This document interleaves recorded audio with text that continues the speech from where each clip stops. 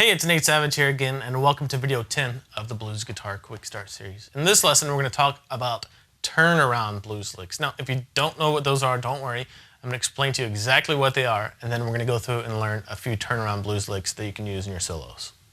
So, what is a blues turnaround lick? If you remember a couple lessons ago, we were talking about how to make your licks fit over whatever chord you're playing over. A blues turnaround lick is just a lick that's custom made to fit over the last two chord changes of the 12-bar blues, or the last two bars of the 12-bar blues, which is a 1 chord and a 5 chord. In this case, we're in the key of E blues, so that's going to be an E chord and a B chord. A lot of players will memorize turnaround licks because in measures 11 and 12 of the 12-bar blues, the chords are going by pretty quick. There's only one measure of the 1 chord and one measure of the 5 chord. It's really nice to have a solid lick that you know will be there for you when you're trying to get back around to the beginning of the 12-bar blues progression again. So with that in mind, I have 3 blues turnaround licks that I'm going to teach you here that you can learn and kind of add to your library for these types of licks.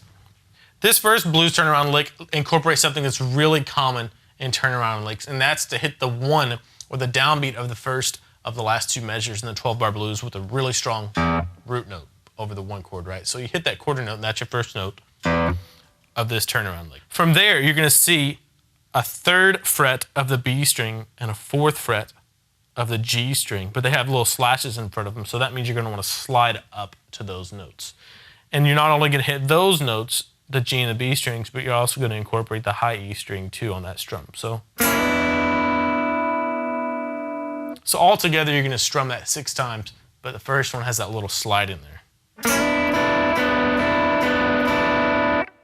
So far you have the big downbeat.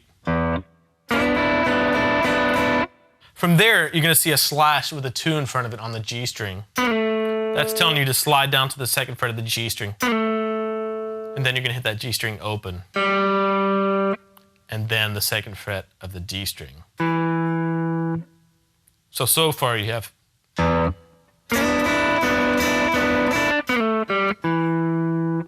From there, the 2nd measure, to go back into the 5 chord, all we're going to do is walk up the blues scale starting on the low E string. Open E string, 3rd fret, then open A string, 1st fret of the A string, then the 2nd fret of the A string, which is a B note, so we land for our B chord. So that 2nd measure's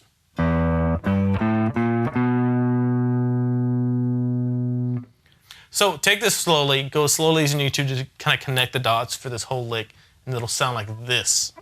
All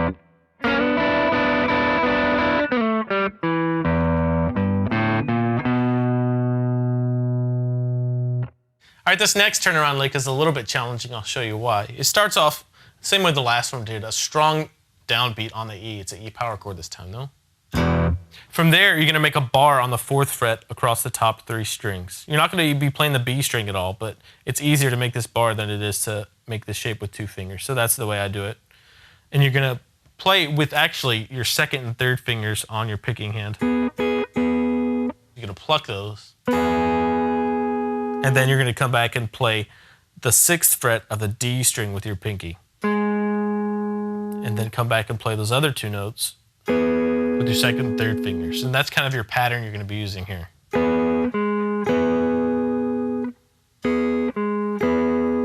And you don't have to do it like this. You don't have to use your fingers and pick to play like this. But if you choose to just strum this rhythm right here, you can't use a bar because they would be letting your B string ring out. You have to grab these 2 notes with your 1st and 2nd finger, and then this note with your pinky, and just strum them. But that's your pattern as far as the hybrid picking thing goes. So fingers, pick, fingers. And what you're going to do is just move that shape down 1 fret. Do the same thing. Move it down again. Same exact thing. So you start with your power chord.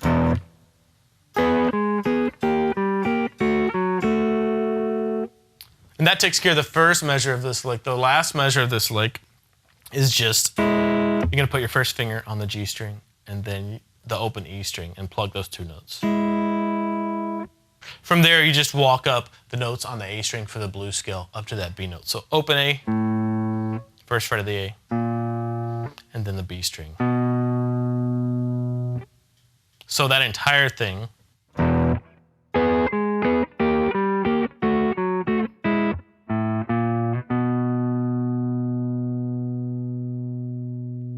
And one thing that I should mention, if you're playing with your fingers, one thing that helps me kind of get some separation between those notes is if I pluck and then come down with my pinky, I let off the pressure on my index finger, and then when I go back to the plucking, I'll let off with my pinky. So that just gives some separation. Otherwise, it will bleed all over each other. Which you might want, you might not. It just depends on the style you want to portray. This next turnaround lick is actually coming up in the next lesson too, when we're going to learn how to play our blues riff with some lead lines interjected. So it's good that you're going to learn it here. It starts off with another strong downbeat on an E power chord.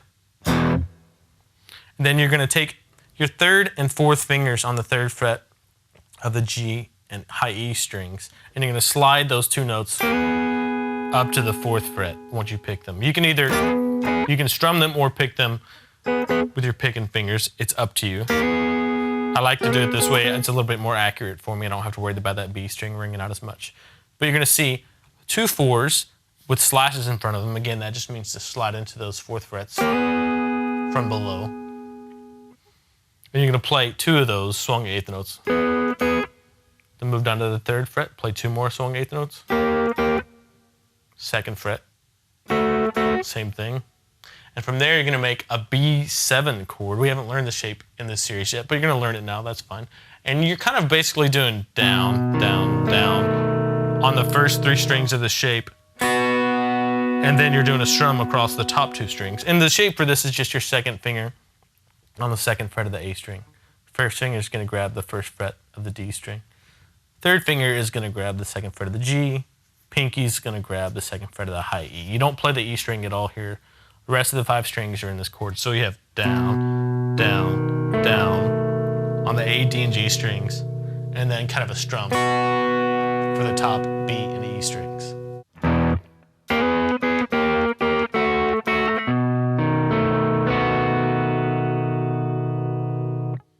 Now that you know what a turnaround lick is and you've been exposed to a couple of them, you can start building your own library of turnaround licks. You know, listen to your favorite players, take their turnaround licks and add them to your own library.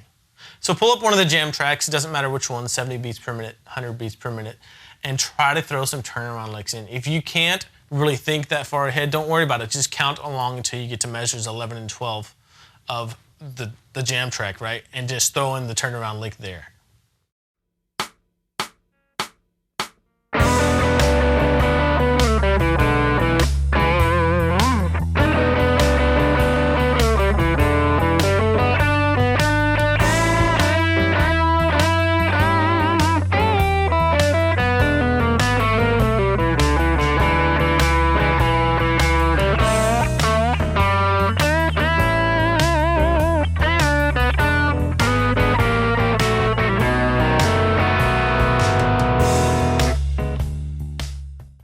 So that does it for the turnaround blues lick lesson. In the next lesson, we're going to take everything that you've learned in this series and put it together. We're going to go through the more dressed up blues riff that we learned, but we're going to interject some blues lead licks in there too, so get ready for that. If you have any questions, leave them here in the comments or email me, Nate@guitarsystem.com. See you.